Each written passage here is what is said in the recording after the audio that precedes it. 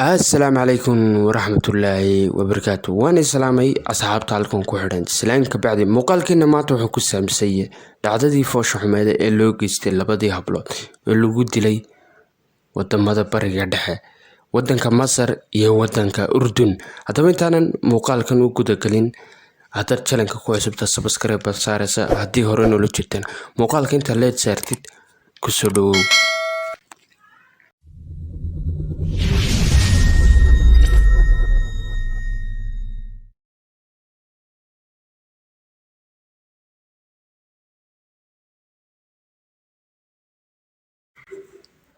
saaxiibayaal soo dhawaada mar kale. Dhacdadani koowaad haddaan u guda galno waxay ku dhacday gabadh la dhaho Neyra Ashraf Cabdalle.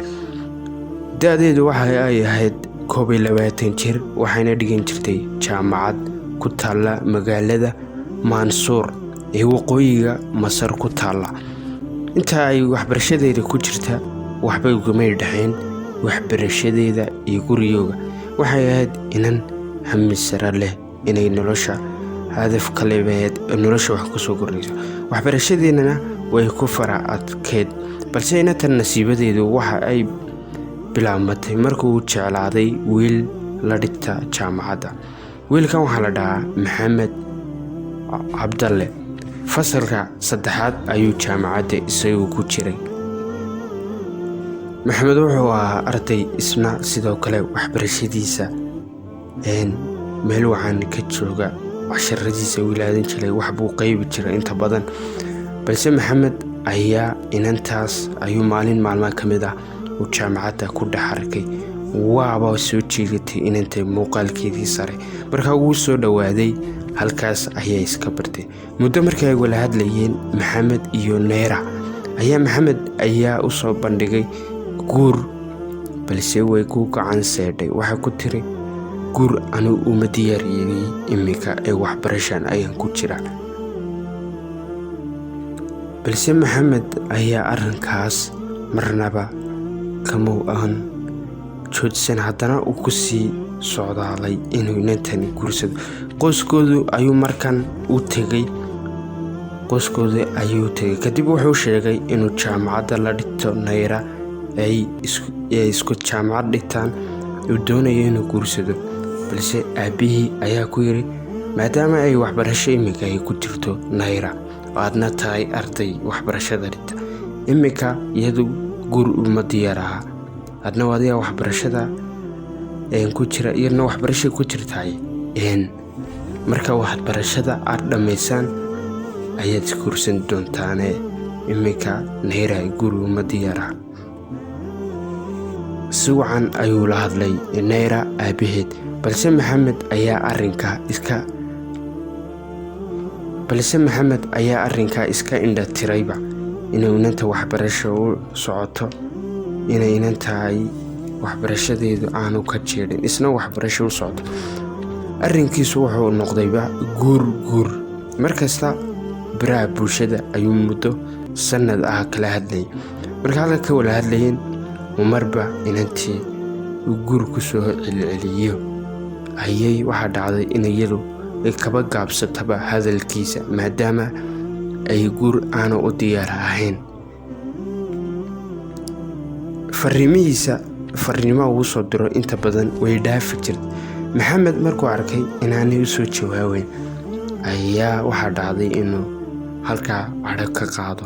Subaxnimadii hore ee Isniinta, bishu markay ahayd 20 Juun 2022 ayay Neyra gurigooda ka soo baxday. Waa maalintii ay qoyskooda ugu dambeysay.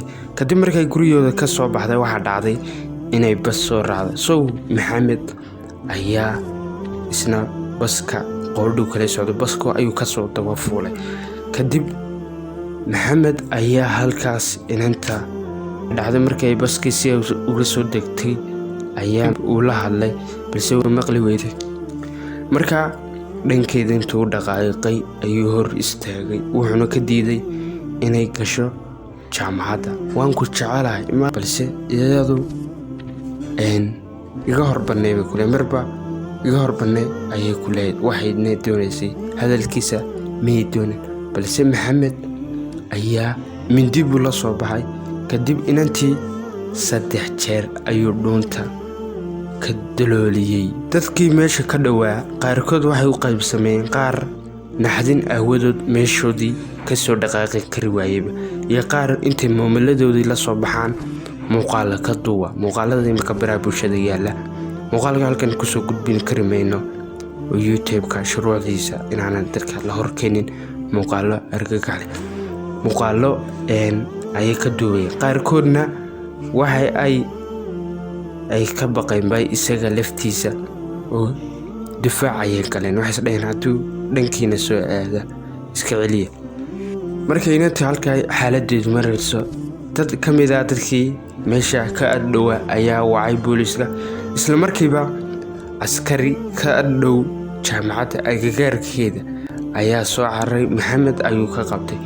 Intaanu soo gaadhin Maxamed ayaa qoorteedii ayuu ka jaray inantii. Kadibna askarigii ayaa Maxamed halkaa ku qabtay, balse imika inantaasu halkaas ayay nafteedii ku weyday. Sababta uu ku dilay inantaasuna waxa weeye inay diiday guurkiisa, kadibna isagu halkaa u ka xanaaqay. Marka hore ana loo yiri qasab maaha jacaylkuye qalbiguu ka dhasha.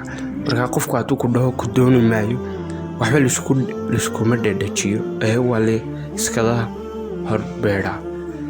Dabcan Maxamed siga ay dadkii ka dhawaa saaxiibadii sheegeen wuxuu ahaa nin balwad leh. Markuu inanta dilayna dardooriyaasha mid ka mid ah ayuu cabsanaa, waana nin balwadaysta buu ahaa. Allah u naxariisto Nayra Ashraf Cabdalle waxay ahayd ardayad jaamacadda dhigata. Ilaahay samriga iimaan ka siiyo qoyskoodii. Laakiin Maxamed waxa lagu fuliyay dil, waana la dili doonaa. Dhacdadeena labaad waxay ka dhacday wadanka Urdun, waxaana ku dhacday gabadha yar ee la ii muuqata sawirkeedu ii muuqda. Gabadhan waxaa la dhahaa Liima Rashiid, Ilmaan Rashiid baa la dhahaa. Gabadhan da'deedu waxay ahayd iyadana 22 jir ayay ahayd. Subaxnimadii hore ee Khamiista ayay iyaduna ka soo baxday gurigooda. Kadib markay ka soo baxday dhankaas iyo jaamacadda ayay timi. Markay jaamacaddii timi si nabad qaba kursigeedu u fadhiisatay ayaa iyadoo jaamacadda joogta mid ka mid ah raggii falka foosha xun loo geystay inanta ayaa si qarsoodiya ayuu soo galay jaamacad. Kadib Ilmaan Rashiid oo kursiga ku fadhida ayuu 5 rasaasa ayuu ku dhuftay. Rasaaskii mid ka mid ah ayaa madaxa kaga dhacday. 4 soo hadhayna waxay kaga dhaceen qaybaha jirkeeda ka mid ah. Inna lillahi wa inna ilaihi raaji'uun. Intaana Allah u naxariisto. Biyaan ay soo saartay jaamacaddii ay dhigan jirtay Ilmaan Rashiid ayay ku sheegeen inay howlasha kulliyadda mid ka mid ah ay magaceeda ugu magac dari doonaan Ilmaan Rashiid, ay ugu magac dari doonaan sida ay u soo xasuustaan ayna marnaba qalbiyadooda aana uga gooyin. Allah u naxariisto. Qoyskii iyo qaraabadii ay ka dhalatayna waxay u ballan qaaday jaamacaddu in dhibanaha gacan ku dhiglaha ee gacanta ee dawladdu ku soo qaban doonto. Allah u fududeeyaan leenahay. Qoyskii iyo qaraabadiina samriga iimaan Allah ka siiyo. Labada dhacdo foosha xun leh ayaa ka dhacday bariga dhexe. Haddaba sidee kula tahay adiga daawada labadan dhacdo foosha xun? Fikirkaaga waa noo muhiim ee kumentida nagu reeb. Haddaad halkan ku cusub tahayna ku soo biir baan ku leeyahay. Inta muuqaalka xidhan sugu iman doona waxaan iga tagayaa amaana Allah. Wassalaamu calaykum waraxmatullaahi wabarakaatuh.